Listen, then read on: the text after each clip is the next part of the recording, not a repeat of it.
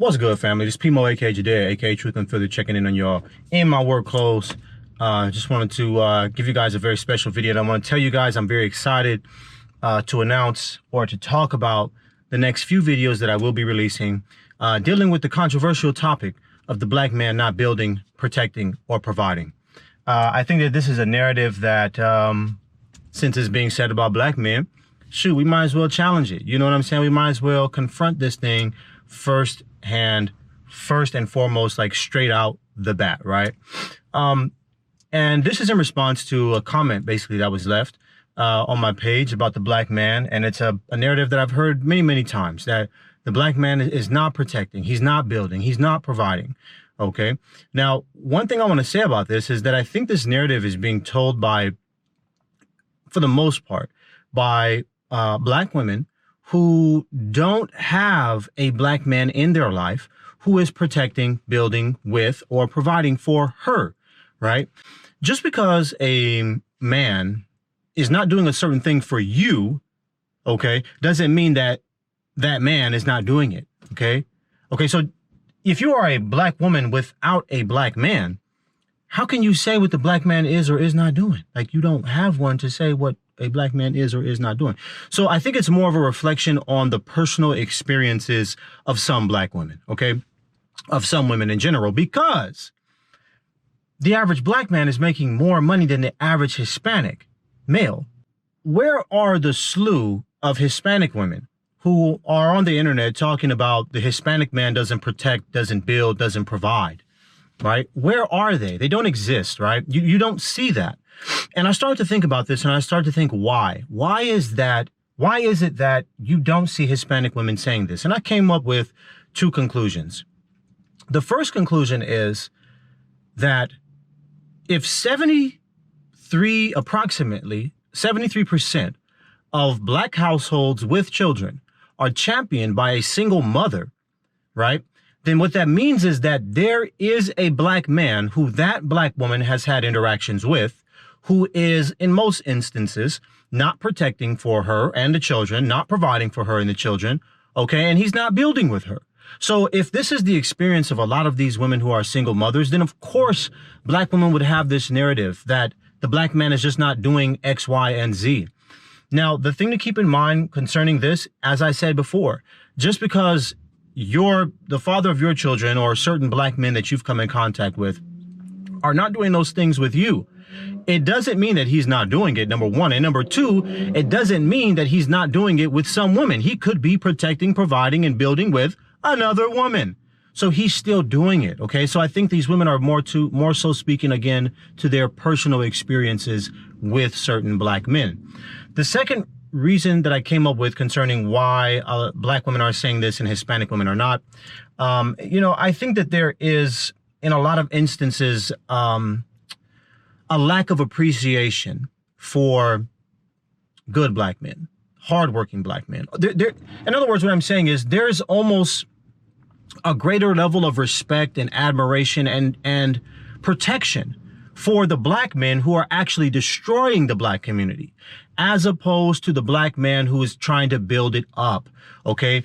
And like I said, it goes back to a video I made a long time ago. If you haven't checked it out, the unappreciated, hardworking black man. The unappreciated, hardworking black man.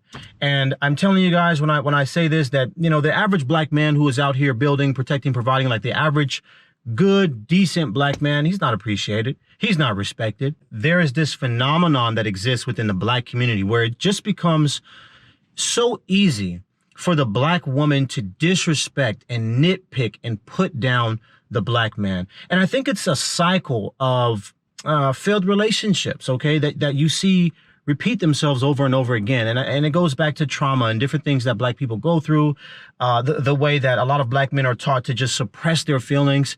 And we do this a lot. Instead of trying to find ways to deal with the things that we go through, we suppress everything. And then people carry that baggage and that drama over into the next relationship, producing the exact same result. Okay. So these are the two reasons that I came up with why black women are saying this. So what I wanted to take some time to do is to show what I'm doing, right? Because I can't speak for every black man. It's an insult to me, to be honest with you, to have black women say black men don't build, protect, or provide, because that's literally all I've done my whole life, okay? Now, obviously, I'm not married, but one day when I do get married, my wife will be provided for. My wife will be protected, okay? And we will most definitely be building. So what I'm going to be showing you guys over the next few minutes, over the next few videos, is basically work that I've done on a property that I acquired about a year and a half ago. Multi-family property. It's a 4-unit apartment complex in an area that is, I think, amazing. It's a beautiful area, but there's a lot of low-income people here. Like basically, this property has been mismanaged. Okay, it's an HOA community, and the HOA has done a terrible job managing this place. And we have multiple owners, such as myself, in all of these buildings. So we faced many challenges here. And what you see is, in short, what they call slumlords. These slumlords don't fix things. They don't do things to gussy up their units, which I don't understand, because all you're doing is forcing appreciation. You don't have to necessarily raise rents if you don't want to, but you do have the ability to appreciate the value of your own land. So why not put money into it to see it get better? Well, they don't want to pay. That's the reason why. But this building, this entire building, I painted myself. And so I'm going to give you guys a short clip of some of the work that I've done on this unit. So starting with the front, you guys can see this is the garage area. Still a decent amount of work needs to be done, but I've done the trim. You can see the new address that I put up actually just today with the solar power light in the front. Works great, by the way. That one garage is different from all the rest, but I'm going to go ahead and paint it the same color as the rest. And the second story trim still needs to be done as well too. The landscaping, as you guys can see, was done by myself. Basically, all of the painting on the building. There's still some work that needs to be done, the details. As you guys can see, the inside of that one unit, I'm going to paint that a slightly different color. That solar power light you're going to see on the second floor of that building you're looking at now works amazing. Boom, right there. It looks pretty decent. A beautiful story on that blue. My daughter actually created that color, and then I liked it so much I went ahead and painted the building it. That one area, as you can see on the side, still needs to be done, but all in all, making some pretty good progress with the unit. What you're looking at is an all wood welcome home sign. The letters are stickers, and over the stickers is a layer of clear epoxy resin. Now, I'm one of the least of the black men who are building, okay? There are black men who are building much more, but I just want to create videos like this so that people can understand. Number one, we listen to black women. I listen to the things that y'all talk about, and I'm concerned about what's going on in your heart, what's going on in your mind. What are your thoughts concerning us as black men? Because the truth of the matter is, like, if it's one woman whose opinion matters to me, it's yours. It's the opinion of black women that means the most to me, because I feel in my heart that y'all know, or at least you should know, more about us than any other demographic of women, right? So whatever feedback that black women give to me as a black man and to us as the greater whole of black men, we care about. Be it good, bad, or ugly, let us receive it, and we can do what we need to do, make corrections, listen to y'all, hear you out. Because the same way that I want y'all and I expect y'all to hear us out, right?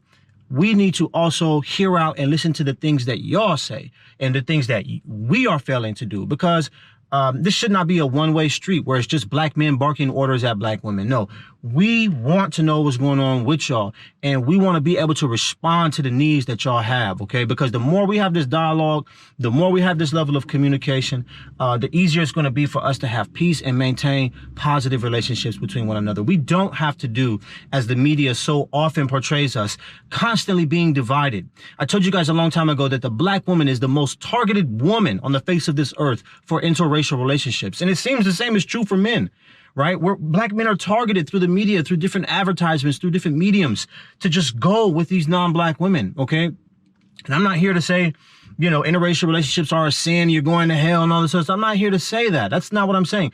What I'm saying is ultimately, family, a nationality that is strong, like nationalities that are strong, that are that are forward thinking and have a future, usually they do things together, right? Without the black family, okay? Without the black family, you don't have a future.